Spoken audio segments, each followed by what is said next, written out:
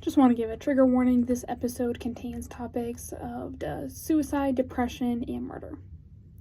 On August 5th, 2025, 34-year-old man from China, Xiaofeng Ji, was found dead, hanged by a bedsheet in a shower stall at the Moshannon Valley Processing Center in Phillipsburg, Pennsylvania.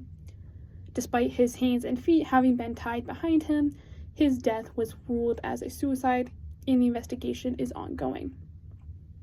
Hello everyone, my name is Mariel Betchishka, and today I will be discussing why the U.S. should end the practice of detaining immigrants. And while that story you cited earlier may have sounded like a shock to you, deaths and suicides are not uncommon inside detention centers. In 2025 alone, there were 31 reported deaths inside the Immigration, Customs, and Enforcement, also known as ICE detention centers. As I'm writing this paper in May, there have been at least 10 reported deaths in 2026, highlighting the physical and mental degradation of those held in detention. Those deaths directly impact the family members involved, but also are traumatic for those in close proximity, such as the other detainees and guards. Again, as I'm writing this paper in May, there are more than 60,000 people being held in detention centers around the U.S. Needless to say, this is a very relevant topic that affects a lot of people. While there are many reasons we should end the practice of detaining immigrants, I will be focusing solely on the medical issues ICE detainment creates. I will be doing so through real stories and statistics. So first, what are detention centers? According to dictionary.com, an ICE detention, also known as Immigration Detention Center, is a facility maintained by the civil authorities for immigrants awaiting deportation rulings. For the purpose of this podcast, I will be shortening to detention centers, but just to clarify, we're focusing on immigration detention centers. Detention centers are managed by the federal government with supports from states and localities. Because of this, detention center conditions vary widely. While one may be quick to point out that the National Detention Standards, also known as NDS, and Performance-Based National Detention Standards, also known as PBNDS, provide guidelines for detention centers, neither the NDS nor PBNDS are codified as laws. This means abiding by these regulations are left entirely up to the federal or state institutes themselves, as there are currently no disciplinary actions for not meeting standards. One of the biggest reported problems across detention standards is the lack of proper medical care. In the scientific journal Substandard Healthcare and Hazardous Facility Conditions, a thematic analysis of U.S. immigration detention facilities call logs, they analyzed 254 call logs data from individuals detained at the Stewart Detention Center located in Lumpkin. This was located again in Lumpkin, Georgia, which is one of the largest ICE detention facilities in the U.S. The information was then used to understand self-reported concerns about medical care in ICE detention centers. Three major themes emerged from this analysis. First, mismanagement of medical and psychiatric conditions. Second, detention as the cause of mental health problems. And third, concerns related to facility operations and conditions. First, looking at the mismanagement of cases, it was found that there was a delay in receiving care, issues getting medication, ineffective medication regimes, and lack of accommodations. Callers routinely expressed concerns about their medical conditions and untreated symptoms. For example, callers reported medical requests for pelvic pain and testicular pain that went unanswered for 2 months and 20 days.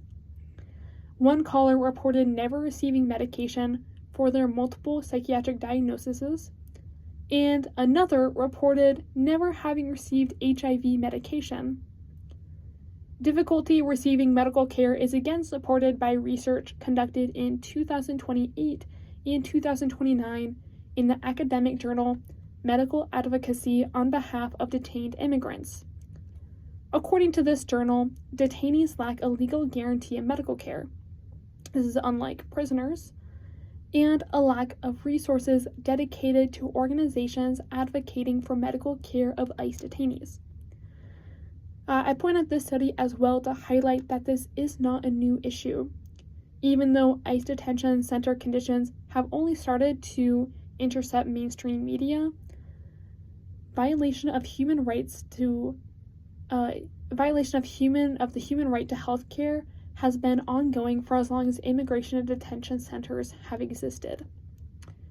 In the case of Villa Reyes, a current ICE detainee at the California City Detention Facility, Reyes has been experiencing signs of prostate cancer. But despite the abdominal pain and blood in his urine and stool, Reyes has been denied the biopsy to diagnose the cancer that would allow him to get treatment. As Reyes says in his own words, quote, "I was in prison for over 30 years. The conditions at the California City are worse," end quote. The lack of certainty about his future and care has caused immense stress for Reyes. This leads me to the second finding. Detention causes mental health symptoms. From the journal I cited earlier, callers describe a range of behavioral health symptoms while in detention: stress, anxiety, sadness, concern for family, poor sleep, and suicidal ideation. Many of these symptoms were caused by uncertainty about their future and inability to fulfill family responsibilities.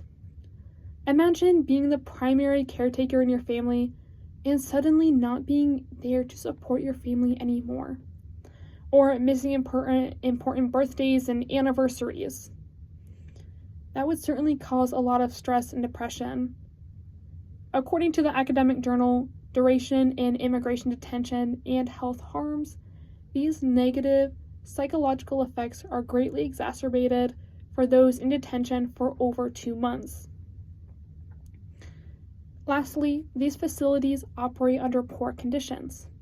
From the journal Substandard Healthcare and Hazardous Facility Conditions, callers voiced concerns about facility conditions and operational deficiencies. This included hazardous facility conditions such as an exploding fire extinguisher and no running sink water. Language barriers were cited that made it difficult to obtain medical care, such as requesting medications. Callers reported abuse by other detainees or staff as harassment for their, such as harassment for their sexual orientation. In addition, some callers feared being placed in segregation for expressing a health-related concern, particularly a mental health concern such as anxiety, depression, or suicidal thoughts. While those in opposition may argue that detaining immigrants keeps the U.S. safe from quote-unquote dangerous criminals, according to traceports.org, as of April 4th, 2026, there are exactly 60,311 people reported in the U.S. detention system. 70.8% of those being held are being held without a criminal record. Of those being held with a criminal record, many are only for minor convictions, including traffic violations. In the U.S., we already have systems in place to convict criminals outside of detention centers, making the use of ICE detention unnecessary and costly for the federal government and ultimately to the U.S. taxpayers. Ending the practice of ICE detentions in the U.S. would bring an end to this humanitarian crisis.